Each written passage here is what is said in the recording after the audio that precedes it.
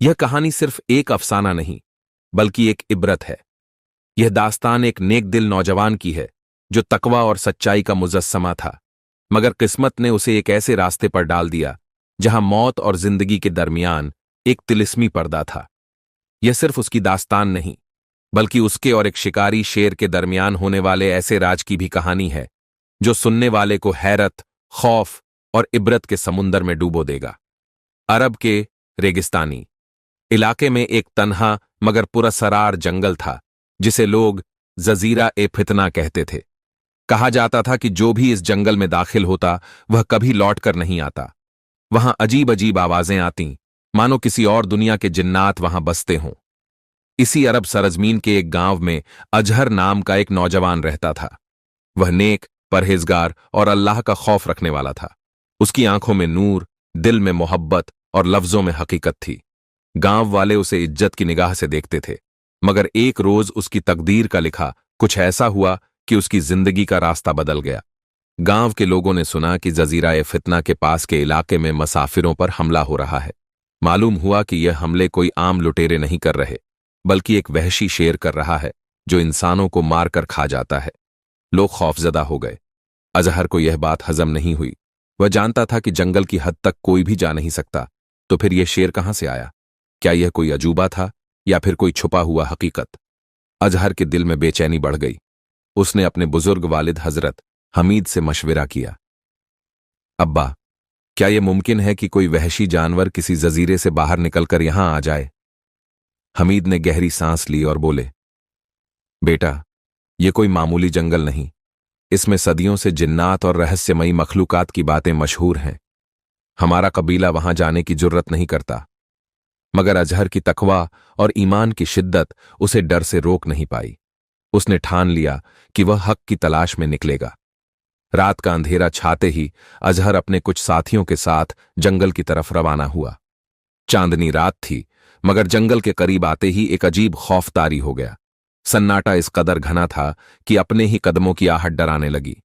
अचानक दूर से किसी के चीखने की आवाज आई। सबके रोंगटे खड़े हो गए। अजहर ने मशाल उठाई और आगे बढ़ा। जब वह गहरी झाड़ियों में पहुंचा तो देखा कि वहां एक मरे हुए आदमी की लाश पड़ी थी। उसके जिस्म पर पंजों के गहरे निशान थे। या अल्लाह! अजहर के लबों से निकला।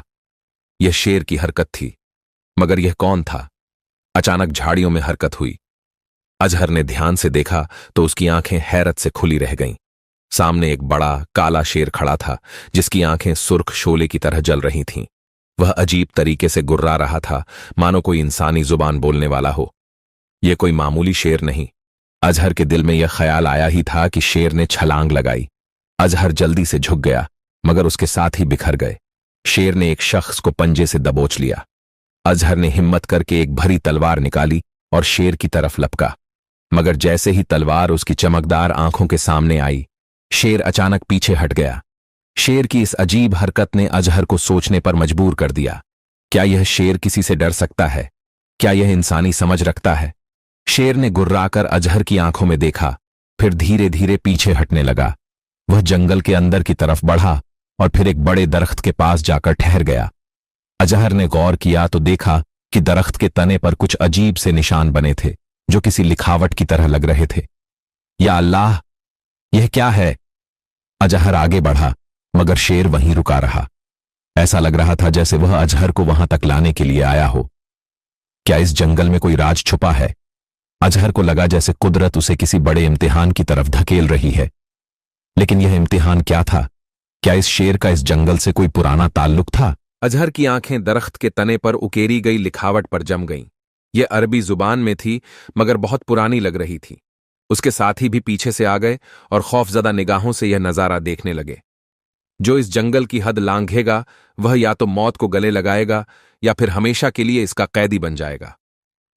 अजहर के रोंगटे खड़े हो गए। यह क्या था? क्या वाकई इस जंगल में कोई तिलिस्म था? हमें फौरन यहां से निकलना चाहिए, उसके एक साथी ने घबराई हुई आवाज में कहा। मगर अजहर की नजरें शेर पर थीं, जो अब भी उसी दरख्त के पास खड़ा था। उसकी आंखों में एक अजीब सी मासूमियत थी, जैसे वह कुछ कहना चाहता हो।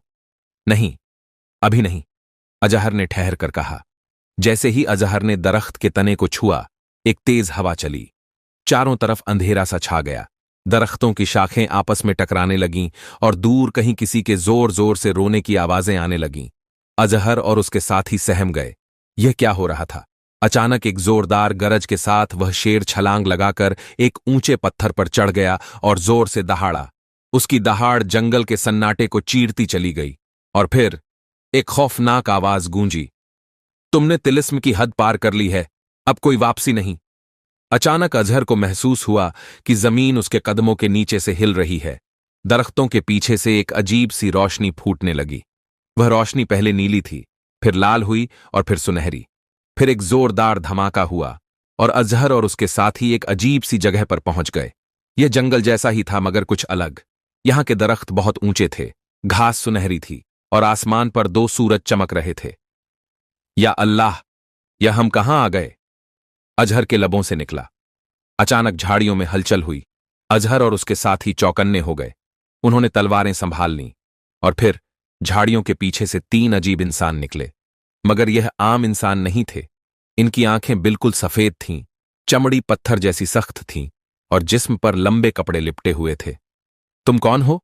अजहर ने हिम्मत करके पूछा। उनमें से एक आगे बढ़ा और बोला, हम इस तिलिस्मी जंगल के शिकारी हैं। जो भी इस जगह आता है वह जिंदा नहीं बचता। अजहर ने तलवार को और मजबूती से पकड़ लिया। उसके साथ ही पीछे हटने लगे, मगर तभी वह काला शेर गुर्राया और शिकारी पीछे हट गए।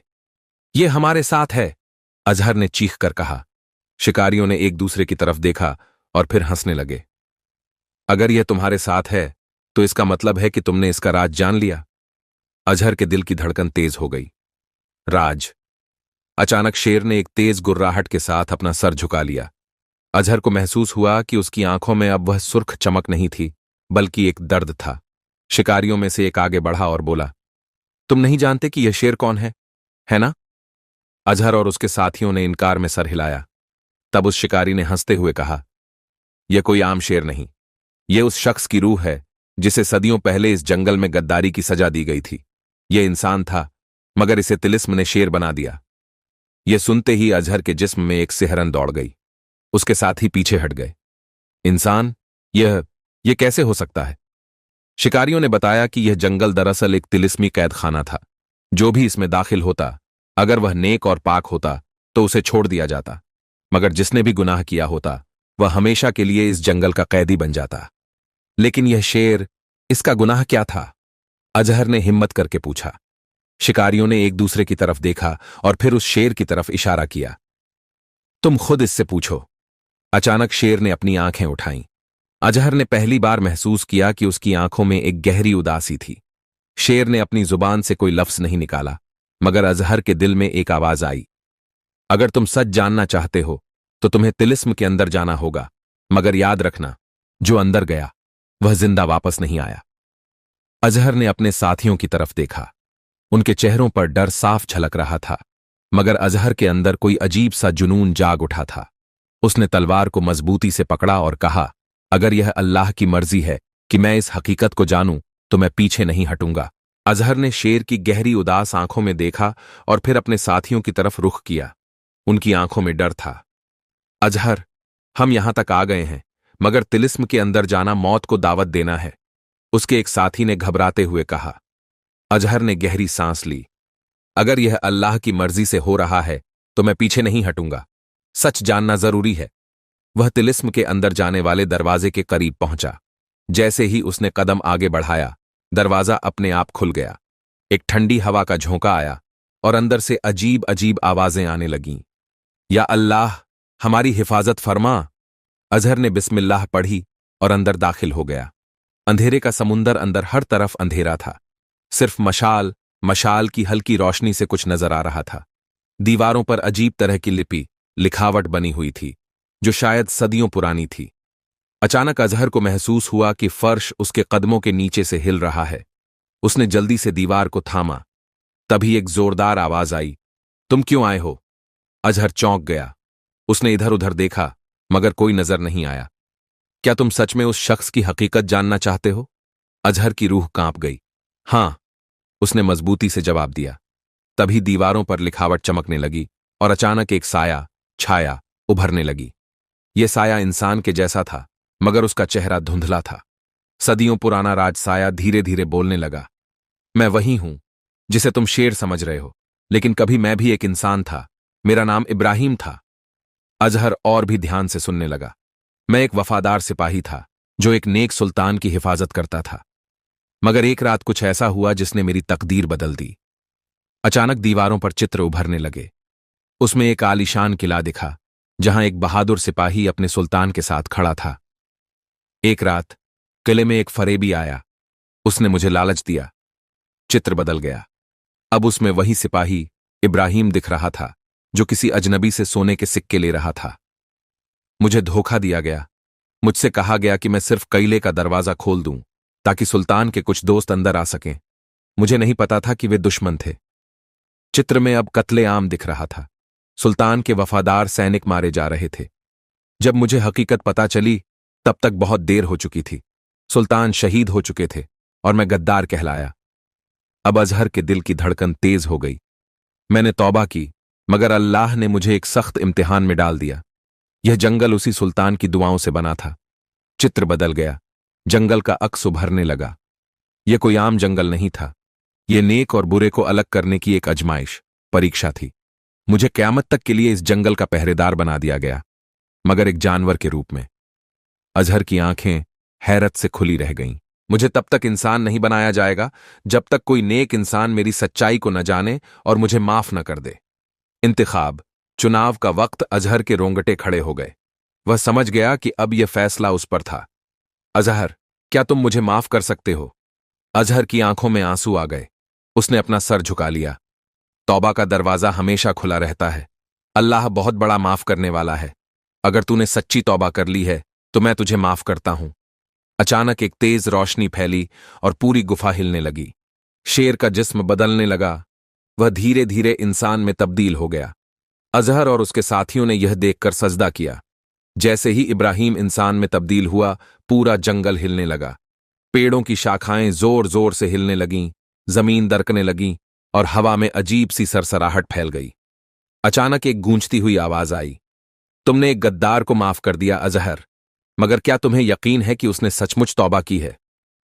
अजहर और उसके साथी चौंक गए। यह आवाज कहां से आ रही थी? इब्राहिम ने सर झुका लिया और कहा, अल्लाह गवाह है कि मेरी तौबा सच्ची थी। मगर वह आवाज फिर से गूंजी। तौबा के इम्तिहान के लिए सिर्फ अल्फाज काफी नहीं होते। इब्राहिम, अगर तू वाकई पाक हो गया है तो आखिरी इम्तिहान के लिए तैयार हो जा। अचानक जमीन पर एक दरवाजा उभर आया जिस पर अरबी में लिखा था, तौबा वहीं कबूल होती है जब इंसान अपने गुनाह का कफ्फारा, प्रायश्चित अदा करे। इब्राहिम ने अजहर की तरफ देखा। मुझे अंदर जाना होगा। अजहर ने उसे रोका, मगर इब्राहिम मुस्कुरा दिया। अगर मैं वाकई माफ किए जाने के काबिल हूं तो मुझे अपने गुनाह का बोझ खुद उठाना होगा। वह दरवाजे की तरफ बढ़ा और जैसे ही उसने उसे छुआ, वह रोशनी में बदलकर अंदर समा गया। जैसे ही इब्राहिम अंदर दाखिल हुआ, जंगल का रंग बदलने लगा। काले पेड़ हरे हो गए। अंधेरे में डूबी जमीन सुनहरी घास से ढक गई। आसमान पर जो दो सूरज चमक रहे थे वे अब हल्की रोशनी देने लगे। और फिर एक जोरदार धमाका हुआ। पूरा तिलिस्मी जंगल कांपने लगा और देखते ही देखते वह हवा में गायब होने लगा। अजहर और उसके साथी घबराकर पीछे हट गए और फिर सब कुछ शांत हो गया। अब वहां जंगल नहीं था, बल्कि एक खूबसूरत मैदान था जिसमें फूल खिल रहे थे और दूर दूर तक हरियाली फैली थी। इब्राहिम वहां नहीं था। अजहर को महसूस हुआ कि इब्राहिम अब इस दुनिया से आजाद हो चुका था। उसकी रूह अल्लाह की रहमत में दाखिल हो चुकी थी। अजहर की आंखों में आंसू आ गए। उसने सजदा किया और कहा, या अल्लाह, तू ही सबसे बड़ा इंसाफ करने वाला है। अजहर और उसके साथी वहां से निकलकर वापस अपने शहर पहुंचे। उन्होंने वहां के लोगों को इस वाक्य के बारे में बताया और यह सीख दी कि गुनाह से बचना चाहिए, मगर अगर कभी गुनाह हो भी जाए तो सच्ची तौबा करने का दरवाजा हमेशा खुला रहता है। इस घटना ने अजहर को और भी नेक और मुत्तकी, परहेजगार बना दिया। इस कहानी से हमें यह सबक मिलता है कि इंसान से गलती हो सकती है, मगर अल्लाह की रहमत इतनी बड़ी है कि अगर कोई सच्चे दिल से तौबा कर ले तो वह उसे जरूर माफ कर देता है। मगर तौबा का असली मतलब सिर्फ अल्फाज नहीं, बल्कि अपने गुनाह का कफ्फारा अदा करना और दोबारा वही गलती न दोहराना है।